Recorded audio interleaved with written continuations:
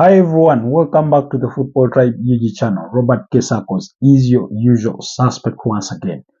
We are yet to conclude match day 8 of the Premier League, and yet it is already marred by controversy due to a lack of consistency in the officiating of the game by the English referees there.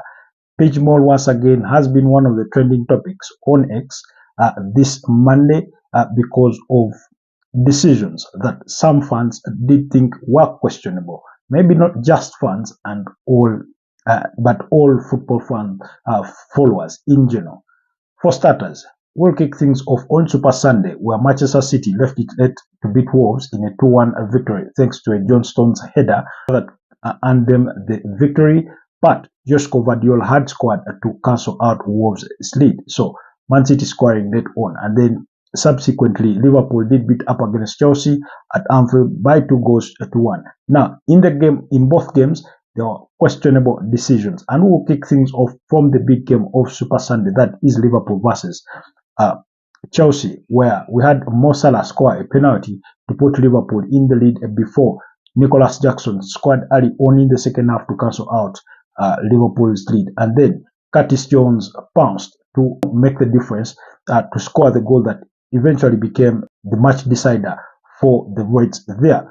But early in the game, around the 5th or 6th minute thereabout, there was a questionable decision when the referee awarded a yellow card to Tosin Adarabioyo, who did appear to be the last man or the last line of defense when I think he brought down Diogo Jota. Now, never mind that Diogo Jota was subsequently withdrawn due to injury.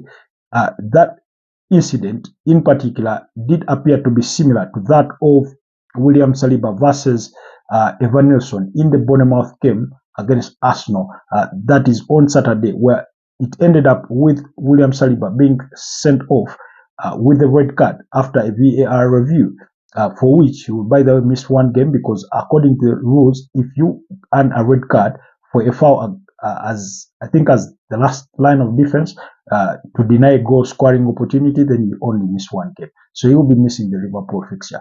But we've already discussed that in our previous review of that particular game, and we spoke about that particular incident in depth. So the comparison is that the two incidents were similar, and yet the result of the officials was quite different. Now, of course, some Arsenal fans have gone ahead to insinuate that the presence of Howard Webb in the stands at the Vitality Stadium perhaps made the difference or the contribution.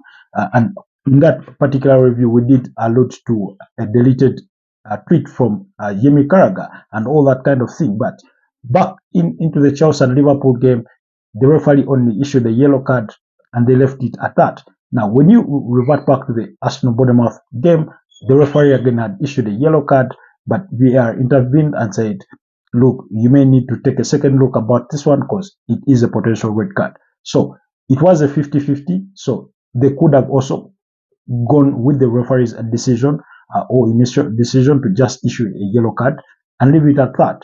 So, but because VAR intervened, it subsequently led to a red card, which Arsenal fans are arguing is not how things played out at Anfield for Chelsea when it was Tosin Adarabioyo involved in that particular incident. So again, it is the lack of consistency in how referees in general go about their decisions in one game, in another game, and overall when fans put the pieces together, they feel that some of their teams are being poorly judged. So there was that particular incident, and again, it doesn't look pretty every time at every end of match day that somebody has to come out and defend referees or argue otherwise because of questionable decisions like that. Anyways, we'll move on to the next decision. Now, the other key incident in that particular game, of course, there was a decision on a denied penalty for Mo Salah.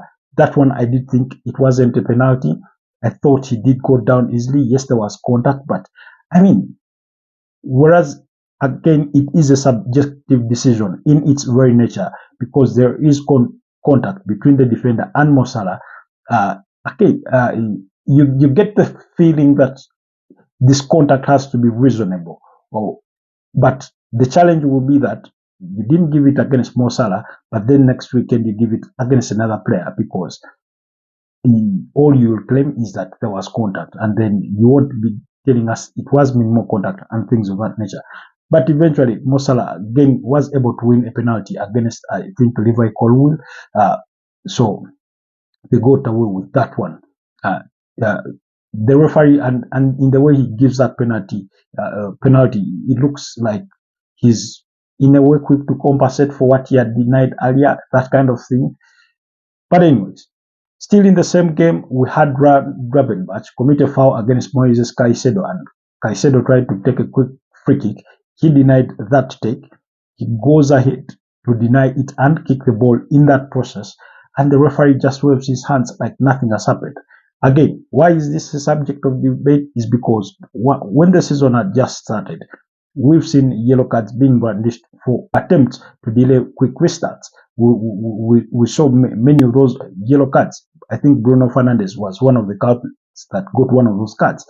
We did see Arsenal players get booked for those kind of incidences, and two of them led to red cards for Declan Rice and, Leandro Trossard. Again, we did discuss that in full strength in the other review of that particular game. So it's that lack of consistency that brings up fans in arms to, always be to feel that that the same rules are not applying for every team.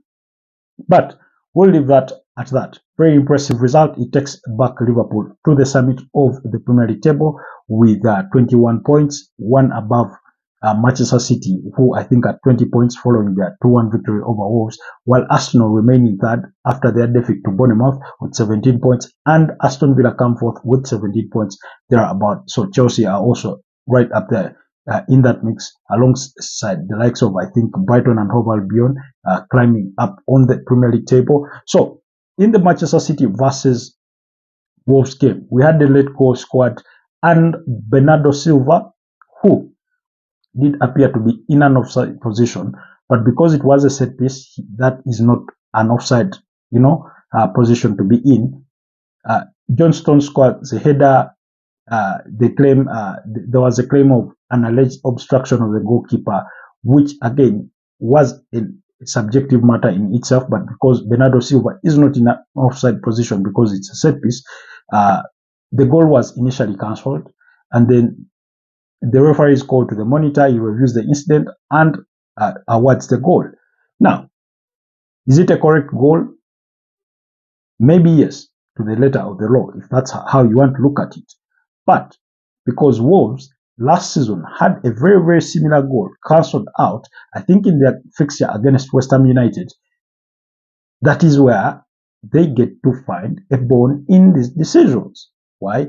And Gary O'Neill, that is the Wolverhampton Wanderers manager, did say that he doesn't mean to say that there is overall bias or decisions going the way of Manchester City, but it then does appear that way because when you're Manchester City, you get away with it, and if you're not, you don't, because they didn't get that decision against West Ham United last season, and yet it is very similar to what is being given against them in this game against Man City. So you can't help but feel the pain that they do feel for the lack of consistency. So Gary O'Neill really adding his voice or expressing his dissatisfaction with the manner in which things are being handled.